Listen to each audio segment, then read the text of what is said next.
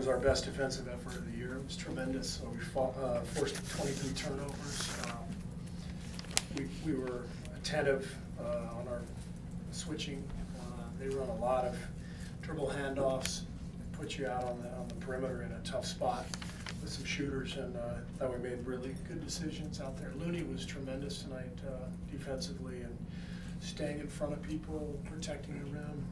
It's really fun to see him playing well and emerging, and I just like the way we stayed with it against a tough team. You know, Miami does this every game. They compete.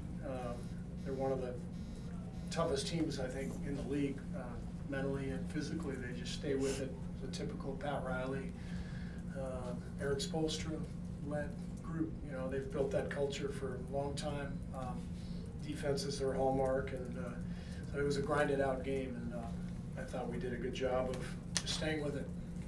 You don't want your offense, obviously, to shoot 37%, but I mean, are you happy to win a game like this, a slog-type game, under 100? Yeah, I mean, you know, I told the guys afterwards, we got more field goal attempts than them, more free throw attempts, and we, you know, held them to 80 points. Like, that's a kind of a playoff style win where you got to grind it out, where nothing's easy. And it's not like we were missing a ton of wide open shots. They were contesting everything. I thought Richardson did a really good job tonight defensively on both Steph and Clay, keeping the pressure on Dragic as well. And so we didn't have a ton of open looks. It was a slog, but it's a good way to win a game because it's a reminder that if we're tough and we're smart, you know, we can win that way too. Coach, last year Draymond struggled from the three-point line. Excuse me. Ron Adams talked to him about his balance on his three-point shot, and he kind of went through a similar stretch to start this season with three-point shot. Do you think that it's more of a case of his balance and form, or how he's doing, how he's shooting better from the three-point line, or is it more to it? You giving Ron Adams credit for Draymond's three-point shot? Your words, not mine. I don't know. I seem to remember something about Ron Adams in there in your question. That means you have to blame Ron when things don't go well. Draymond's been putting a lot of work in with his shot, and I think you know, he's been on a nice little run. He made a couple in Denver, I think, and he had a good road trip shooting the ball. So I like when Draymond is selective with his threes. I want him shooting them. And it seems like when they come out of the flow of the offense, he knocks one down. Now all of a sudden he's feeling it, and you know, maybe he makes a couple others that you don't expect him to make. But the key is for him to just get into the flow of the game and take the ones that come out of the offense. I guess a follow-up to that would be, how important is that he can knock those down? That he can knock those down when he's open like that. It's important because people are going to leave him open. That's going to be their choice.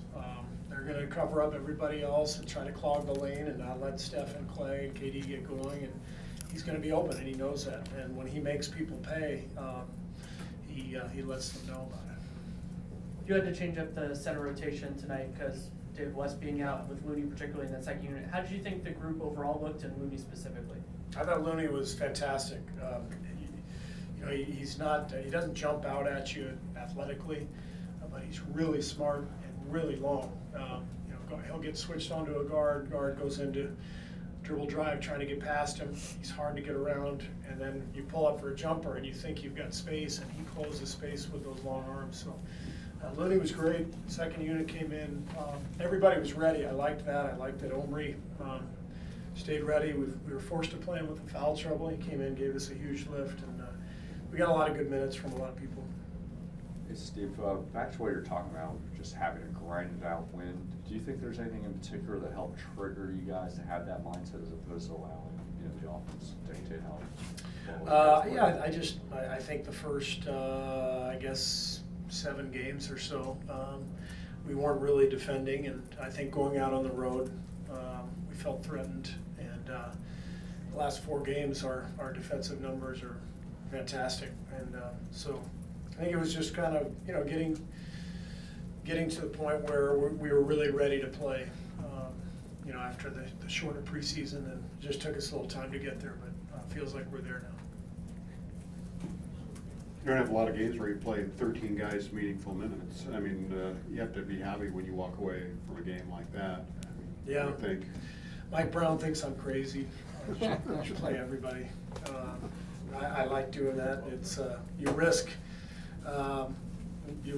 guys being upset because they're not playing big minutes, but the way I approach it, you know, everybody has to stay ready, and they're all gonna get their chance. Nick was the only one who didn't play significant minutes, and he's gonna get his chance eventually too. So I know all these guys can play, and I like to give them chances, and just the way I coach. Coach, how were you guys so effective in taking Whiteside out of the game? Yeah, we did a good job of keeping attached to him. I think I talked before the game about how you can't let him free for lobs, and it's tough because you got Dragic coming downhill at you, and the big wants to come help, but as soon as you help, he just throws it up there, and Whiteside will dunk the ball. So our big stayed attached, and we were able to keep him from getting anything easy. Thanks. Great. Kevin Durant is on his way in here.